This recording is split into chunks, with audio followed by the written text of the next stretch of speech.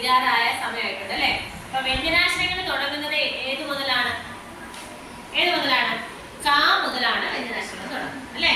പറഞ്ഞേ ഏതൊക്കെയാണ്? ക,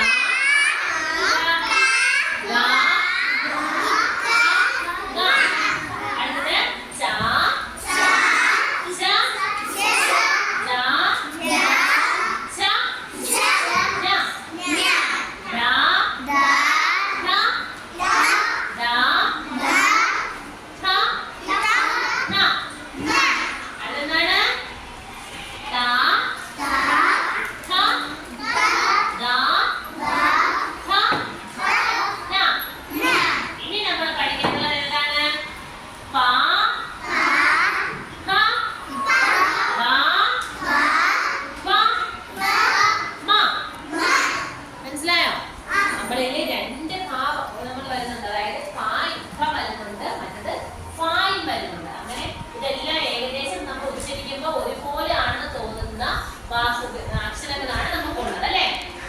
നമ്മള് പക്ഷെ എഴുതുന്ന സമയത്ത് നമുക്ക് മനസ്സിലാവും ഓരോ വാക്കുകളും എഴുതി പഠിക്കുമ്പോൾ ഏത് മായാണ് അവിടെ ചേർക്കേണ്ടത് അല്ലേ?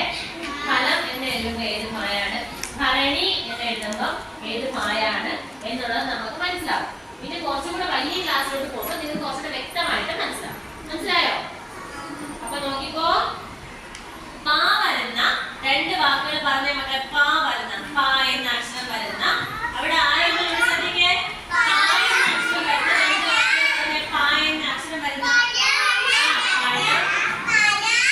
പിന്നെന്താണ്?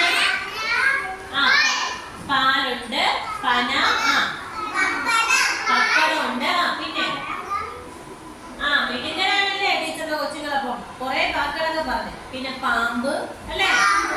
ഇതൊക്കെ എന്ത് വന്നാണ്? പാ വരുന്ന വാക്കുകൾ. ഇനി നോക്കിക്കോ, ഇഫ വരുന്ന വാക്കുകൾ. ഇഫ വരുന്ന വാക്കുകൾ ടെക്സ്റ്റിനകത്ത് കൊടുത്തേക്കുന്ന വാക്കുകൾ ഒന്നെന്താണ്? ഒന്ന് പണം. പണം എന്ന് വെച്ച് കഴിഞ്ഞാല് ആ ചിത്രം നിങ്ങൾക്ക് കാണാൻ പറ്റും അല്ലേ? ആ പണം എന്ന് വെച്ച് കഴിഞ്ഞാൽ ആ ചിത്രം നിങ്ങൾക്ക് കാണാൻ പറ്റും. ഒരു പാമ്പ് ഇങ്ങനെ പത്തി ഇങ്ങനെ വിടർത്തിയിരിക്കുന്നുണ്ട്. അതിനെയാണ് ആ പത്തി വിടർത്തിയിരിക്കുന്നതിന് നമ്മൾ എന്ത് പറയണത്? പണം എന്ന് പറയുന്നത് അല്ലേ? അപ്പൊ നോക്കിക്കോ, അത് കഴിഞ്ഞിട്ട് ഇപ്പൊ വരുന്ന വേറൊരു വാക്കാണ് ഫലം. ഫലം എന്താണ്? ഫലം അതായത് പഴങ്ങൾ. നമ്മുടെ പഴങ്ങളെല്ലാം കൂടെ ചേർത്ത് വയ്ക്കുമ്പോൾ നമ്മള് അതിനെന്ത് പറയും? ഫ്രൂട്ട്സ് എന്ന് പറയും അല്ലേ?